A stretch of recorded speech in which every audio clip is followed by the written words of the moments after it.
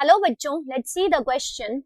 The question is connecting link between glycolysis and Krebs cycle is, and the options are acetyl coenzyme A, pyruvic acid, carbon dioxide, none of these.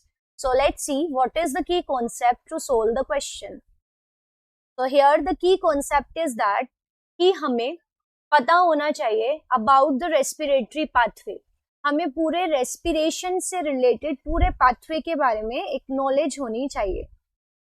तो respiratory pathway के बारे में हमें knowledge होनी चाहिए. तो we all know कि respiration वो प्रोसेस है जिसके थ्रू खाने का ऑक्सीडेशन होकर उससे एनर्जी रिलीज होती है. And the very first step of the respiration is glycolysis. हम एरोबिक रेस्पिरेशन की यहाँ बात कर रहे हैं. सो सेकेंड स्टेप हमारा होगा लिंक रिएक्शन. थर्ड स्टेप हमारा होगा Krebs साइकिल और द TCA साइकिल. तो next step is the Krebs cycle. Fourth step हमारा होगा इलेक्ट्रॉन ट्रांसपोर्ट चेन चलेगी. So electron transport chain, and the last step is the oxidative phosphorylation. So यहाँ पे जो हमें फिलहाल जिस कॉन्सेप्ट की जरूरत पड़ेगी that is about the first three steps, यानी कि glycolysis, link reaction and Krebs cycle. So let's discuss about these. तो पहले हम डिस्कस करते हैं कि ग्लाइकोलिसिस पाथवे कहाँ होता है. तो it occurs into the cytoplasm of the cell. Link reaction होता है आपका होता है into the matrix of mitochondria. तो माइटोकॉन्ड्रिया की मैट्रिक्स में ये होता है, जबकि Krebs साइकिल भी आपका होता है माइटोकॉन्ड्रिया की मैट्रिक्स में. तो हम अगर देखें तो इसका मतलब है ग्लाइकोलिसिस का जो प्रोडक्ट है वो माइटोकॉन्ड्रिया के अंदर जाएगा, फिर वहां पे लिंक रिएक्शन चलेगी और फिर Krebs साइकिल होगा. सो अब हम इसको समझने के लिए एक डायग्राम बनाते हैं एक सेल का. एक यूकैरियोटिक सेल है ये. से दिस इज एन एनिमल और अ प्लांट सेल. अब इसके पास there is a double membrane bound cell organelle जिसका नाम है mitochondria. So this is mitochondria. अब माइटोकॉन्ड्रिया की इनर मेम्ब्रेन ऐसे फोल्डेड होती है, इन फोल्ड्स को हम क्रिस्टे कहते हैं. तो this region is called the cytoplasm. हमने यहाँ पे दो ही चीजें रिप्रेजेंट करी हैं and this is the mitochondria. तो पहले क्या होगा, जो भी खाना यहाँ पे है foods respiratory substrate, for example हम ले लेते हैं glucose. So glucose has 6 carbons. Now in the cytoplasm, ये glucose break down हो जाएगा into the 2 molecules of pyruvic acid. So पहला step है कि 1 molecule of glucose in the cytoplasm of the cell, it will be broken down into 2 molecules of pyruvic acid. और ये जो reaction है ये 10 steps में होती है and these steps are together known as glycolysis. So glycolysis is the breakdown of glucose into the pyruvic acid. So glycolysis होगा first step. अब pyruvic acid which is the product of glycolysis, it enters into the mitochondrial matrix.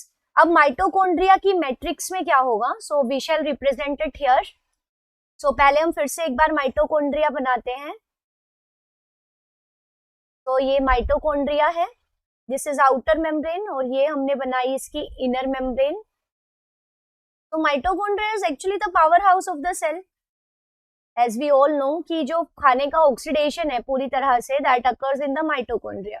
तो this is the matrix of mitochondria.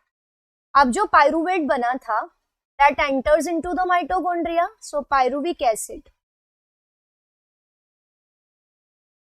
जिसके अंदर कितने carbons हैं, as I told it has 3 carbons.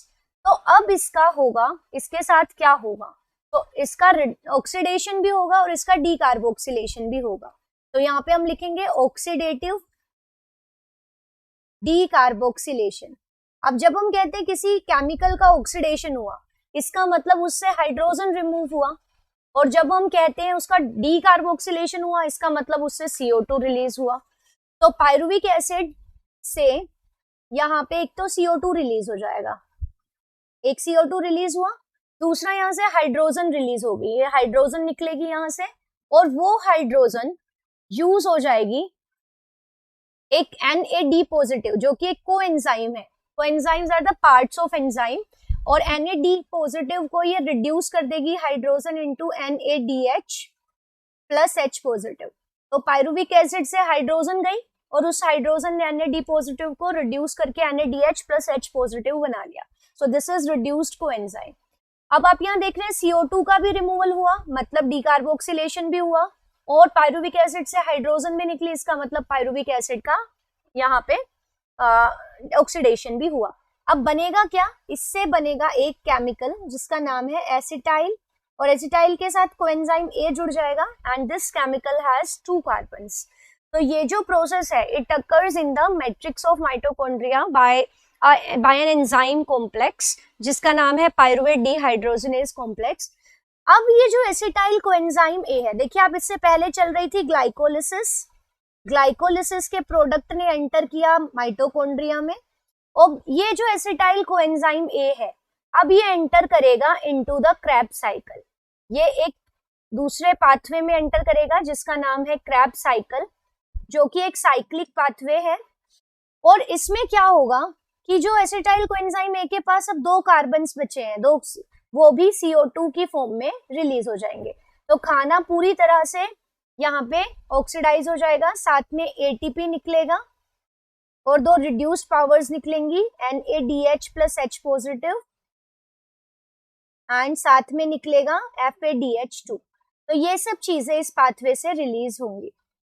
तो ये जो पाथवे को हम क्रेब्स साइकिल कहते हैं because it was discovered by the Hans Kreb नाम साइंटिस्ट। तो आप देख रहे हैं कि ऊपर चल रहा था ग्लाइकोलिसिस, नीचे शुरू हो गया क्रेब्स साइकिल, और दोनों को बीच में जो लिंक कर रहा है वो ये वाला रिएक्शन है, और इस रिएक्शन को हम क्या बोल रहे हैं, ऑक्सीडेटिव डीकार्बोक्सिलेशन। और यहाँ पे जो केमिकल है जो इन दोनों को कनेक्ट कर रहा है वो कौन सा केमिकल है, that chemical is the acetyl coenzyme A, क्योंकि पायरुवेट एसिटाइल कोएंजाइम A में कन्वर्ट हुआ और acetyl coenzyme A Krebs cycle में चला गया। सो कौन सा, अब हम यहाँ से देखें कि कनेक्टिंग लिंक कौन है, ग्लाइकोलिसिस और क्रेब्स साइकिल को कौन कनेक्ट कर रहा है, so it is connected by the acetyl coenzyme A। So the right answer of this question is option A, and rest 3 are incorrect. Pyruvic acid नहीं हो सकता क्योंकि वो क्रेब्स साइकिल में जाने से पहले एसिटाइल कोएंजाइम A में चेंज होगा, CO2 भी नहीं हो सकता, तो right answer is option A।